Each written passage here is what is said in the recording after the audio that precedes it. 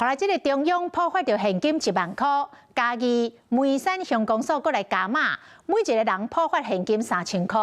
在地乡亲是排队领钱，领甲笑哈哈。另外，嘉义市政府嘛通过提案，要破发到6000块。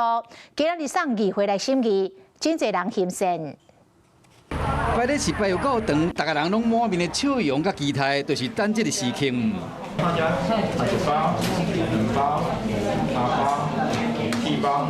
过年未真到，到乡公所伫发红包，一个红包内底抵3000块。遮好康的地点伫嘉义的梅山乡公所破发3000块已经开始啊，乡亲快乐但要领，有时大体出来人来领，一摆摕几啊包，笑甲后赞看现现。乡长安尼足照顾。 哦，照顾这村民呢。就补发的话，就多少有点补贴啦。可能会用在小孩身上吧。今年因为风台真济吼，啊公所哦都财政会使来互咱乡亲多少有点一点保障吼。 中央普发现金1万，梅山乡一个人各加3000，唔那遮尔。嘉义市政府通过普发6000块的提案，要拼今日提交追加减预算案送入市议会。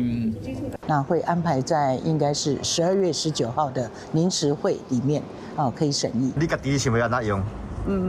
过年到啊，我要包红包给阿孙的啊，我要来餐厅，也是要买菜灯啊煮啊。那都是小孩子的东西啦，咱大人没有什么需要啦。这小孩子啊，过年让他一个快乐的过年这样。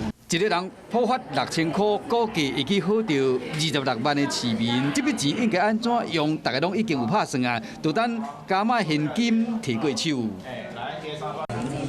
Hello， 我是蒋欣梅。想要抢先掌握最及时的新闻资讯吗？赶快订阅、按赞、开启小铃铛，锁定华视新闻 YouTube 频道。